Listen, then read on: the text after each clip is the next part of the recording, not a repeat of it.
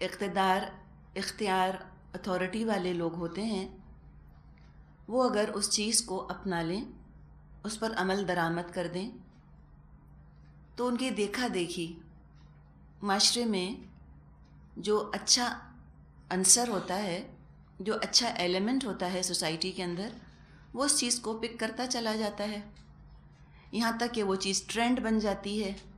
آج کل ہم کہتے ہیں ان تھنگ، فیشن بن جاتی ہے۔ فیشن کا لفظ تو آج کی ایجاد ہے، پرانے زمانے میں آپ اس کو کہہ دیں کہ پھر سب نے کاپی کرنا شروع کر دیا، سب نے عمل شروع کر دیا تو فیشن بن گیا۔ اعلیٰ ہونے کی علامت بن جاتی ہیں وہ چیزیں، پسندیدہ ہونے کی علامت بن جاتی ہیں، سوشلی ایکسیپٹیبل ہوتی ہیں وہ چیزیں، تو معاشرے کے اچھے لوگ جو ہیں وہ ان چیزوں کو پہلے اٹھا لیتے ہیں۔ پھر یہ ہوتا ہے کہ جن لوگوں کا دل نہیں چاہ رہا ہوتا وہ کام کرنے کا، یعنی ہر معاشرے میں 100% نیک لوگ تو کبھی بھی نہ ہوں گے۔ جب نبی اکرم صلی اللہ علیہ وسلم کے زمانے میں نہ تھے تو ہم آگے کسی اور معاشرے کے بارے میں کیا کہہ سکتے ہیں؟ لیکن ہوتا یہ ہے کہ جو معاشرے کا ایول ایلیمنٹ ہوتا ہے، جو شیطان کے ساتھی ہوتے ہیں، شیاطین انس، انسانوں میں سے جو شیطان نما لوگ ہوتے ہیں، جو کہ اچھائی کو عمل میں نہیں لانا چاہ رہے ہوتے، جو اچھائی پر عمل نہیں کرنا چاہ رہے ہوتے، شر اور فساد اور ڈیویشن اور گناہوں کو وہ چاہ رہے ہوتے ہیں کہ فیشن یا ٹرینڈ بنایا جائے۔ ہوتا یہ ہے کہ جب معاشرے میں اتنا زیادہ خیر پھیلنے لگتا ہے تو وہ مجبور ہو جاتے ہیں، برے لوگ بھی انڈر پریشر آ جاتے ہیں، صرف دنیا دکھاوے کی خاطر، لوگوں میں قبولیت کی خاطر ان کو اچھائیوں کو اپنی زندگی میں نافذ کرنا پڑ جاتا ہے، سوشل پریشر کی وجہ سے۔ اس لیے کہ اگر ٹرینڈ کو فالو نہ کریں تو ٹرینڈی نہ کہلائیں، اگر فیشن کو فالو نہ کریں تو اولڈ فیشن کہلائیں، اگر ان چیزوں کے بارے میں محتاط نہ ہوں تو کول نہ کہلائیں۔ تو کول ہونے کا پھر سمبل یہی تھا کہ آپ وہی کریں جو کہ معاشرے کا ایلیٹ کر رہا ہے۔ تو ان احکامات کا آغاز نبی اکرم صلی اللہ علیہ وسلم کے گھر سے کیا گیا، آپ کی ازواج کو مخاطب کر کے احکامات دیے گئے، اور ازواج کے ذریعے سے تمام مسلمان خواتین تک یہ پیغام پہنچا دیا گیا۔ جو عورت بھی ان احکامات کو پڑھے گی، ہو نہیں سکتا کہ اس میں اس کو کچھ بھی بے عزتی محسوس ہو۔ عورت کی فطرت گواہی دے گی کہ جو کہا جا رہا ہے ٹھیک کہا جا رہا ہے۔ ریٹرک میں چلے جائیں، فلسفی میں چلے جائیں، عقلی دلائل میں چلے جائیں۔ ایک زمانہ تھا کہ یہ 3 ہتھیار استعمال کیے گئے تھے قرآن کی دعوت کو ہرانے کے لیے: ریٹرک، فلسفہ اور عقل۔ سائنس کو بھی شامل کر لیا تھا انہوں نے۔ آج اللہ کا کرنا ایسا ہوا ہے کہ خود سائنس جو ہے وہ ان کے خلاف اٹھ کھڑی ہوئی ہے۔ جو بھی سائنسی ڈسکوریز ہو رہی ہیں، دریافتیں ہو رہی ہیں انسان کے بارے میں، انسان کے ذہن کے بارے میں، جتنا اس کے برین کو ایکسپلور کر رہے ہیں، مختلف مائکروسکوپس، الیکٹران مائکروسکوپس لگا کر اور مختلف ٹیسٹس کر کر کے جو کچھ آج سائنس انسان کو بتا رہی ہے وہ قریب سے قریب تر آتا چلا جا رہا ہے قرآن کو پوری طرح سے ویریفائی کر رہا ہے۔ تو جو چیزیں الیکٹران مائکروسکوپس آج بتا رہے ہیں، مختلف ٹیسٹس آج بتا رہے ہیں، تو قرآن تو ہر الیکٹران مائکروسکوپ سے زیادہ پاورفل ہے۔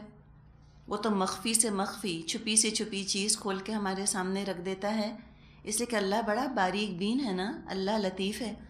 کیا کوئی الیکٹران مائکروسکوپ ہوگا، کیا کوئی ہبل ٹیلیسکوپ ہوگا جو کہ اللہ کا علم ہے، جو کہ اللہ ہمیں بتاتا ہے؟ تو سائنس نے بھی انہی باتوں کو ویریفائی کیا جو قرآن نے 1400 سال پہلے بتائے تھے۔ تو اب تو ہم دیکھتے ہیں کہ سائنس کی ترقی کے ساتھ ساتھ بہت ہی آسان ہوتا چلا جا رہا ہے قرآن کو ماننا۔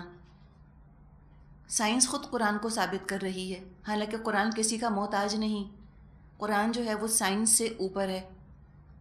لیکن چلیں، جو بہت ہی ریشنلسٹ قسم کے لوگ ہیں، بہت ہی عقل پسند قسم کے لوگ ہیں، انٹلیکچوئلز ہیں، ان کے لیے بھی بہت کچھ ثبوت موجود ہے کہ دیکھو جو اللہ نے بتایا کتنا صحیح بتایا۔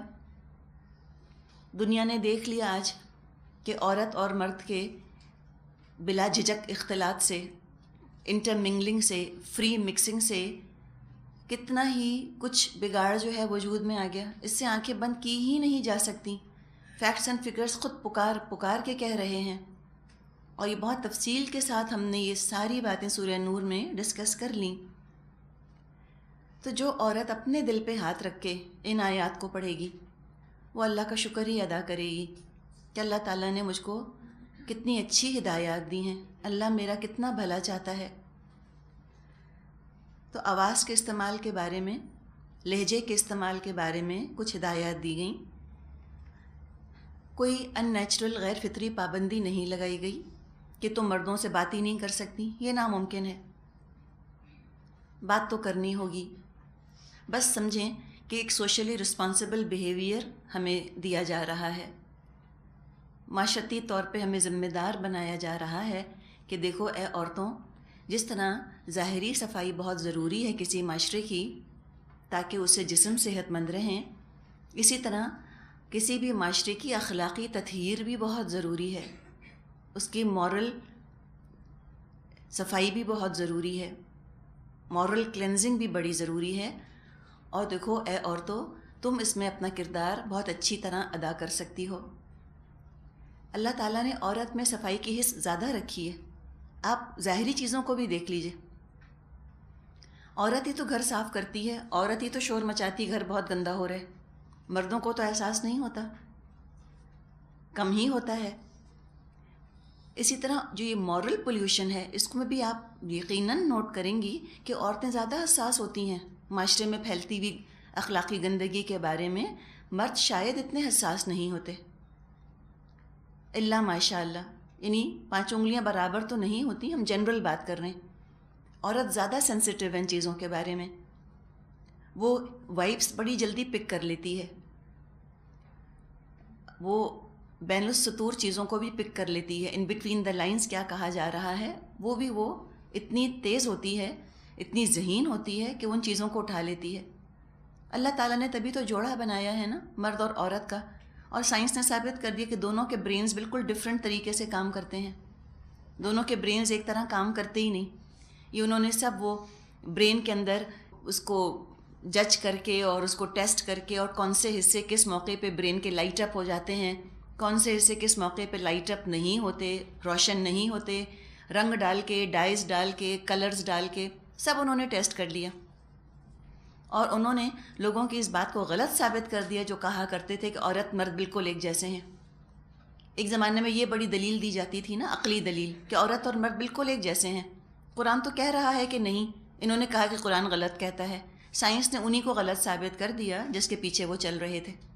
سائنس نے کہا کہ بالکل ڈیفرنٹ ہیں، بالکل جدا ہیں، کیمسٹری الگ ہے دونوں کی، دونوں کا ذہن الگ طرح سے کام کرتا ہے، برین الگ طرح سے کام کرتا ہے، نفسیاتی فرق ہے بالکل۔ بلکہ اس دن ایک آرٹیکل آیا ہوا تھا، اس میں بڑی دلچسپ انہوں نے بات رکھی۔ انہوں نے یہ کہا کہ لڑکوں اور لڑکیوں، بچے اور بچیاں، انہوں نے کہا کہ ان کی صلاحیتیں ہیں تو ڈیفرنٹ، فرق ہیں، یہاں تک کہ سننے کی صلاحیت بھی ڈیفرنٹ ہے۔ لڑکے جو ہیں 4 ڈیسیبلز اونچا سنتے ہیں، اور جن کے آپ کے بیٹے ہیں، آپ کو سب کو تجربہ ہوگا، آپ پکارے جائیں آواز ہی نہیں آتی۔ تو انہوں نے تجربہ یہ کیا کہ کلاس روم میں لڑکیوں کو آگے بٹھایا، لڑکوں کو پیچھے بٹھایا، اور جب ٹیچر نے بات کرنی شروع کی تو لڑکیاں تو سنتی رہیں، لڑکے شرارتیں کرتے رہے پیچھے۔ وجہ یہ تھی کہ ان کو آواز ہی ٹیچر کی پوری طرح سے نہیں آ رہی تھی، سننے میں بیچاروں کی کمی ہے نا تھوڑی سی۔ اور جب لڑکوں کو آگے بٹھایا اور لڑکیوں کو پیچھے بٹھایا تو دونوں نے بہت اچھی طرح سن لیا، پھر لڑکوں نے شرارتیں نہ کی۔ تو بدتمیزی کی وجہ سے شرارتیں نہیں کر رہے تھے، سن نہیں سک رہے تھے پوری طرح سے، اس لیے شرارتیں کرتے ہیں پیچھے بیٹھ کے۔ کمال کی بات ہے نا۔ تو آپ دیکھیں کہ نماز میں مردوں کی صفیں آگے ہوتی ہیں اور عورتوں کی پیچھے ہوتی ہیں، میں تو بس وہ پڑھ کر کہتی کہ سبحان اللہ، اللہ کیا شان ہے تیری. اتنی خوبصورت ریسرچز آج کل تو آ رہی ہیں بوائے برینز گرل برینز کے نام پر، کہیں آپ کو ملے آپ ضرور پڑھیے. اور انشاءاللہ اللہ سے ہم یہ دعا کرتے ہیں کہ اللہ تعالی ہم کو جس آڈینس کی طرف ہم جا رہے ہیں تبلیغ کرنے، اللہ ان کی ذہنیت کے مطابق ہمیں تبلیغ کرنے کی تو حکمت عطا فرما دے. ٹھیک ہے، اگر وہ قرآن پر نہیں لاتے تو کسی اور اینگل سے ان کو ہم قرآن پر لے آئیں. جیسے دیکھیں بچہ دودھ ڈائریکٹلی نہیں پیتا تو کچھ نہ کچھ کر کے تو پلا ہی دیتے ہیں نا. ملک شیک بنا کے، آئس کریم بنا کے، کوئی کھیر پکا کے، کوئی کسٹرڈ بنا کے، کچھ نہ کچھ کر کے اس کے جسم تک تو پہنچا دیتے ہیں. تو اب ہم کو بھی کوئی ڈائریکٹ قرآن نہیں سننا چاہتا تو ہم دعا کریں اللہ کسی اور فلیور سے ہم ان کو قرآن تک لے آئیں. کوئی اور فلیور جو ان کو اچھا لگتا ہو، جو یہ پسند کرتے ہوں تو یہ بات کو سمجھ جائیں. تو یہ تو چند ایک باتیں ہیں. تو یقیناً جو قرآن کہہ رہا ہے کوئی سائنٹیفک باتیں نہیں کہہ رہا، کوئی پریجڈس نہیں ہے، کوئی تعصب نہیں ہے، کوئی جہالت کے اندھیروں میں دھکیلنے کے لیے ہم کو کوئی کیو ایرا میں دھکیلنے نہیں آیا، میڈیویل ایرا کے اندر. سوال ہی نہیں. ان سب باتوں کو بتانے کا صرف مقصد کیا ہے کہ قرآن پوسٹ ماڈرن ہے. آج جہاں تک انسان کا علم پہنچا ہے قرآن تو اس سے بھی بہت آگے ہے. بڑی بلندی پر جا کر تعالی ہے نا اللہ، بلند، بہت بلند اللہ ہمیں بتا رہا ہے. تو لہٰذا بالکل درست بتا رہا ہے. تو لہجے کی بات پہلے کی گئی کہ اچھا تم اپنی آواز کو استعمال کس طرح سے کرو. مرد کی آواز عورت سنتی ہے، اس کے دل کے تار اس طرح نہیں بج اٹھتے، لیکن جب عورت کی آواز مرد سنتا ہے تو اس کے دل کی کیفیت ہی عجیب ہوتی ہے. اور مردوں سے یہ پوچھا گیا عورت کی آواز اور اس میں لچک اور اس کے اندر سوز یا اس کے اندر سمجھیں کہ اگر موسیقیت وہ پیدا کرے تو کتنا بڑا یہ فتنہ بن جاتی ہے مردوں کے لیے. یہاں تک کہ عورت کے زیور کی آواز بھی مرد کے لیے فتنہ ہو جاتی ہے. چوڑیوں کا بجنا، پائل کا بجنا، اس کے اندر ایک رومانوی چیز موجود ہے، ایک رومانس نظر آتا ہے. یہ چیزیں بہت اٹریکٹ کرتی ہیں. عورت کے جوتے کی ٹھک ٹھک، کوئی مرد اگر گزرتا ہے تو اس کے جوتے کی ٹھک ٹھک جو ہے وہ عورت کے دل کو نہیں ہلائے گی، لیکن عورت گزرتی ہے اور اس کی چوڑیاں بج رہی ہیں اگر، یا اگر عورت کا زیور بجتا ہے تو وہ چیز مرد کو ڈسٹریکٹ کر دیتی ہے فوراً. تو سورہ نور میں ہم نے پڑھا تھا کہ تم اپنے پاؤں مار مار کے مت چلو، ولا یضربن ارجلہن، اپنے پاؤں نہ ماریں زمین کے اوپر، اور یہ نہ ہو کہ جو ان کی چھپی ہوئی زینت ہے وہ ظاہر ہو جائے. تو جب زیور کی آواز اتنی زیادہ اٹریکٹ کرتی ہے، اتنی پرکشش لگتی ہے، تو عورت اگر گانا گانے لگ جائے اور عورت اپنی آواز کو لچکانے کے فکر میں پڑ جائے تو سوچیں ذرا مردوں کے لیے کتنا بڑا فتنہ ہے. تو پھر یہ ارسپانسبل بیہیویئر ہے عورت کی طرف سے، سوشلی رسپانسبل. یہ نہیں کرنا چاہیے اس کو. اب کوئی کہے کہ میری آواز میری مرضی، میں جو جی چاہے کروں، فریڈم آف ایکسپریشن، تو یہ ذاتی ہے. اس کا فریڈم کسی اور کے لیے پابندی بن رہا ہے، ڈسٹریکشن بن رہا ہے. آج کل تو پبلک پلیسز میں وہ سگریٹ نہیں پینے دیتے. کیوں نہیں پینے دیتے؟ اس کی مرضی، اس کا جسم، اس کو کینسر ہوگا، کسی اور کو کیا. وہ کہتے ہیں جی نہیں، آپ کو تو کینسر ہو یا نہ ہو، آپ دوسروں کو خطرے میں ڈال رہے ہیں. آپ پبلک پلیس میں مجمع کے اندر بیٹھ کے جب آپ اس طرح سے سگریٹ پئیں گے تو دوسرے لوگ بھی تو وہاں موجود ہیں، ان تک دھواں پہنچے گا، ان کی صحت خراب ہوگی. تو انہوں نے اجازت نہیں دی ان کو سگریٹ پینے کی. بالکل یہی بات ہے. ایک عورت ہے، وہ اس طرح گا رہی ہے، وہ کہے میری مرضی، فریڈم کی بات ہے، فیمنن لپ کی بات ہے، مجھے گانا گانا ہے سب میں بیٹھ کے. نہیں گا سکتی، اس لیے کہ وہ دوسروں کو نقصان پہنچا رہی ہے. ارسپانسبل بیہیویئر، غیر ذمہ دارانہ رویے کا اظہار کر رہی ہے. مورل کرپشن پھیلے گا اس طرح سے، معاشرے کے اندر اخلاقی صفائی برقرار رکھنا مشکل ہو جائے گا. تو اسلام اجازت نہیں دیتا. اب اسلام کی اجازت کے بغیر اللہ کی نافرمانی کرتے ہوئے اگر کوئی یہ کام کرتا ہے اور 100 خوبصورت اس کے اوپر جو ہے وہ ٹائٹل اور اس کی دلیلیں دے دیتا ہے، تو یاد رکھے کہ اس کو بھی اللہ کے آگے کھڑا ہونا ہے جا کے ایک دن، اور وہاں وہ اللہ کو کیا کچھ جسٹیفائی کرے گا. وہ عورت اللہ کے سامنے کھڑی ہو کر کیا کچھ دلائل دے گی، وہ سوچ لے، وہ اس کا کام ہے. اس لیے کہ ہم میں سے کوئی کسی کے ساتھ جانے والا نہیں ہے. فرما دیا اللہ تعالیٰ نے سورہ مریم میں، کلہم آتیہ یوم القیامت فردا، سب آئیں گے اللہ کے سامنے تنہا تنہا. اور یہ پائل کی آوازیں کیسے ہو سکتا ہے کہ جب اللہ تعالیٰ نے آواز کو لچکانے پر پابندی لگا دی ہو تو اللہ تعالیٰ کا جسم لچکانے پر پابندی نہ لگائے گا؟ ایک عورت گھنگرو باندھ کر، پائل باندھ کر اگر ناچ رہی ہو لوگوں کے سامنے، تو کیسے ہو سکتا ہے کہ اس سے معاشرے کے اندر بھلائی پھیلے؟ کیسے ہو سکتا ہے کہ اچھائی پھیلے؟ یہ تو عورت کی آزادی کی دلیل نہیں ہے. تو منع کیا گیا، یہ کام نہ کرو. اسی لیے ہم دیکھتے ہیں کہ عورت کو اذان دینے کی اجازت نہیں ہے اسلام میں. وجہ یہ ہے کہ اذان دینے میں آواز بہت بلند بھی ہوتی ہے، اور پھر ایک طرح کا آپ نے دیکھا ہوگا کہ اذان کے اندر سر سا بھی پایا جاتا ہے، ہوتا ہے نا، موسیقیت سی ہوتی ہے. تو وہ کام مردوں کا ہے اذان دینا.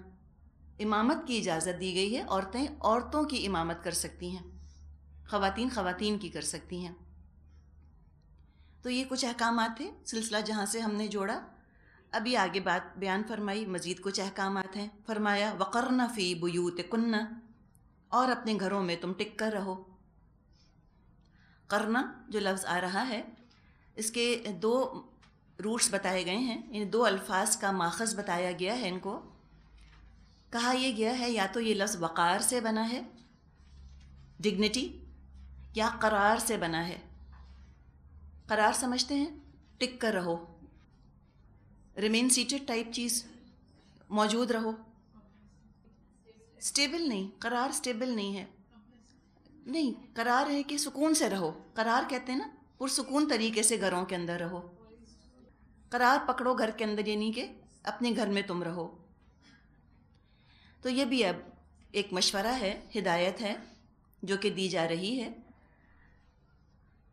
تو یہاں اس آیت کے ٹکڑے سے یہ پتہ چلا، خطاب تو اس کا ہے ازواج سے، لیکن تمام مسلمان خواتین کو یہ پیغام دیا جا رہا ہے کہ دیکھو، عورت کی اولین ذمہ داری اور اس کا دائرہ کار گھر ہے. اپنے گھر کو سنبھالو. گھر بہت اہم ہے.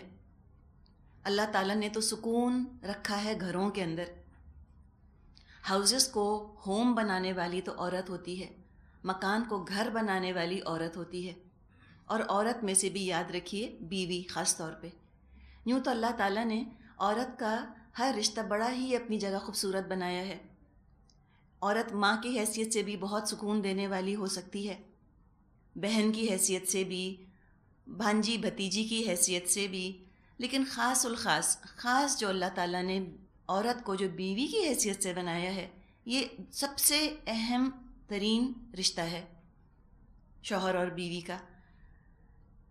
بیوی جو ہے وہ دراصل گھر کو پرسکون بناتی ہے، اور پرسکون اسی وقت ہوگا گھر جب عورت گھر میں موجود ہوگی، گھر کی دیکھ بھال کرے گی. وہ بڑی اچھی بات کہی ذاکر نائک صاحب نے. انہوں نے کہا کہ ہاؤس وائف کیوں کہتے ہیں ہم؟ ہاؤس وائف کا مطلب ہوتا ہے گھر کی بیوی. تو گھر کی بیوی تو نہیں ہے، ہوم میکر کہنا چاہیے. بعض دفعہ یہ ہوتا ہے، آپ کسی سے پوچھیں اچھا آپ کیا کرتی ہیں، وہ کہتی ہیں am just a house wife. Just a house wife. جو ہاؤس وائف ہے یوں سمجھے کہ اس نے تو 7 قوس و قزح کے رنگ سمیٹے ہوئے ہیں اپنے اندر. پوری رینبو ہوتی ہے ایک ہاؤس وائف تو، ہوم میکر. یہ جسٹ نہیں ہے، بہت بڑی چیز ہے. بہت فخر سے کہنا چاہیے کہ I am a house wife. اور ذاکر نائک صاحب کی بات اگر ہم مان لیں، تم کہیں کہ I am a home maker. اخلاق بنانے والی، کردار بنانے والی، گھر بنانے والی، تعمیر کردار، تعمیر سیرت، تعمیر معاشرہ کرنے والی ہوتی ہے ہوم میکر. کوئی معمولی چیز نہیں ہے یہ. تو یہ کوئی ڈیگریڈ نہیں کیا جا رہا، کوئی جس کو ہم کہیں نا کوئی بیک واٹرز میں نہیں دھکیلا جا رہا کہ جاؤ گھروں میں بیٹھو جا کے، جاؤ. ایک یہ انداز آپ دیکھیں نا، ایک یہ انداز ہے نا، چلو جاؤ جا کے گھر میں بیٹھو. یہ طریقہ نہیں ہے. یہ بے عزتی کرنے کو، حماقت کی وجہ سے گھر میں بیٹھنے کو نہیں کہا جا رہا. یہ ہے نا بیسک پرسیپشن کا پرابلم. یہ ہے دراصل جس میں کہ غلطی اور ٹھوکر کھائی ہے عورتوں نے. اور وجہ اس کی کیا ہے وہ بھی آگے ہم دیکھیں گے. صرف عورت کا قصور بھی نہیں ہے اس کے اندر، اور بہت سے فیکٹرز ہیں جو کہ مل گئے ہیں جس کی وجہ سے عورتیں گھر میں بیٹھنا بے عزتی کی دلیل سمجھنے لگ گئی ہیں. تو یہاں جو کہا جا رہا ہے، ایک انتہائی اہم پوسٹ پر عورت کو کھڑا کیا جا رہا ہے. جیسے کسی گارڈ کو اہم ترین جگہ پہ کھڑا کر دیا جائے اور کہا جائے کہ تم یہاں سے ہلنا مت. جیسے کہ نبی اکرم صلی اللہ علیہ وسلم نے کوہ رمات پر جو درہ تھا اس پر آپ نے 50 تیر اندازوں کو رکھا تھا، کہا تھا کہ ہلنا مت یہاں سے، اور تم دیکھو کہ ہماری لاشیں اگر پڑی ہوئی ہیں اور چیل کوے بھی ان کو کھا رہے ہیں تب بھی تم نہ آنا اپنے درے کو چھوڑ کر، اور تم یہ دیکھو کہ دشمن پر ہم نے فتح پا لی ہے تب بھی تم مت آنا، یعنی اس طرح کا مضمون آتا ہے نا۔ تو مین میدان جنگ سے ہٹا کر جو ان کو درے پر کھڑا کر دیا تھا، تو کیا ان کی بے عزتی کی تھی نبی اکرم صلی اللہ علیہ وسلم نے؟ ہرگز نہیں۔ انتہائی نازک، انتہائی حساس اور انتہائی اہم ان کو پوسٹ دی گئی تھی، اور جب ایک خطا ان سے ہوئی اور انہوں نے اپنی وہ پوسٹ چھوڑی تو کیا ہوا؟ جیتی جیتی جنگ ہار گئے نا۔ وہ جو مجاہد تھے وہ کتنے خوش تھے کہ چلو پیچھے سے ہمارے پیٹھوں کی حفاظت ہو رہی ہے، اور جب وہ پیٹھ کی حفاظت گئی تو مجاہد جنگ بھی نہ جیت سکے۔ ابھی ہم نے غزوہ احزاب ہی میں پڑھا، بنو قریظہ پر ایک طرح کا بھروسہ تھا کہ وہ پیچھے سے حفاظت کر رہے ہیں، آگے ایکٹیولی پھر مسلمان جو ہیں وہ خندق کے پاس موجود تھے، اس کی حفاظت کر رہے تھے۔ جب پیچھے سے بغاوت کا اندیشہ ابھرا تو مسلمان ہل گئے، زلزلوا زلزالا شدیدا۔ تو بالکل انہی دو مثالوں سے آپ سمجھیں کہ جو گھر میں عورت کو بٹھایا گیا ہے کتنی اہم، کتنی نازک ان کو پوسٹ دی گئی ہے، اتنی ولنریبل جگہ کو گارڈ کرنے کو کہا گیا ہے۔ اگر گھر کا سکون ہل جائے مرد بالکل بے سکون ہو جاتے ہیں، کوئی ان کے پاس آشیانہ، کوئی گھونسلہ نہیں رہتا واپس لوٹنے کا، کوئی سر چھپانے کی جگہ نہیں رہتی۔ تو کہا کہ تم گھروں کو سنبھالو، اتنا اہم کام ہے، شیطان جو ہے وہ یہیں سے حملہ کرے گا، اور بڑے بڑے کام ہوتے رہیں اور گھروں کے اندر سکون نہ ہو تو تم دیکھنا مسلمانوں کا کیا حال ہوگا، پوری امت جو ہے وہ بیکار ہو کے رہ جائے گی۔ اور عورت کی فطرت اللہ نے ایسی بنائی ہے کہ وہ گھر میں بہت سکون پاتی ہے، خود بھی سکون پاتی ہے۔ اب دیکھیں ہم بھی نکل کر آ رہی ہیں تو صرف مجبوری کی وجہ سے، کوئی ہم سے کہہ دے کہ چھٹی ہے تو ہم دوڑ جائیں گھروں کی طرف، اور کچھ بھی ہم کہہ لیں، ہم کتنا بھی شور مچائیں کہ چھٹیاں بہت ہوتی ہیں، لیکن جب چھٹی کا سنتے ہیں اندر سے خوشی ابھرتی ہے، اندر سے ایسا خوشی کا احساس ہوتا ہے، گلٹی بھی نہیں ہوتا انسان، ضمیر چٹکی بھی نہیں لیتا ہم نے تو نہیں کی چھٹی ہے، خود ہی ہو گئی۔ پھر کہتے ہیں اچھا اب یہ کام کر لیں گے، وہ کرنا تھا وہ کرنا تھا، ہم کہتے ہیں چلو الحمدللہ۔ تو یہ تو اللہ تعالیٰ نے فطرت بنائی ہے۔ اچھا اب جس گھر میں عورت ہوتی ہے مرد کا بھی دل لگتا ہے۔ اب اگر مرد چھٹی لے رہے ہیں اور بیگم گھر پہ نہیں، وہ کہتے ہیں ہم کیا کریں گے گھر میں رہ کے، تم گھر پہ نہیں ہو تو ہم بھی نہیں ہوں گے۔ تو یہ اتنا اللہ تعالیٰ نے قیمتی بنایا ہے عورت کو، مرد کا سارا سکون عورت کی گود میں ڈال دیا ہے، اور بچوں کا بھی سارا سکون عورت کی گود میں ڈال دیا ہے۔ اتنا اللہ نے تو اس کو ایلیویٹ کیا ہے، اتنی اس کی عزت افزائی کی ہے، اتنا اللہ نے اہم بنایا ہے عورت کو۔ تو فرمایا کہ تم اپنی ذمہ داری کو بھول مت جانا، اس سے زیادہ اہم اور کیا ذمہ داری ہوگی۔ نبی اکرم صلی اللہ علیہ وسلم نے فرمایا کلکم راعن وکلکم مسئول عن رعیتہ، تم میں سے ہر ایک راعی ہے، یعنی شیپرڈ ہے، چرواہا ہے، نگران ہے، اور تم میں سے ہر ایک اپنی رعیت یعنی اپنے فلاک کے بارے میں، گلے کے بارے میں اللہ کے ہاں جواب دہ ہے۔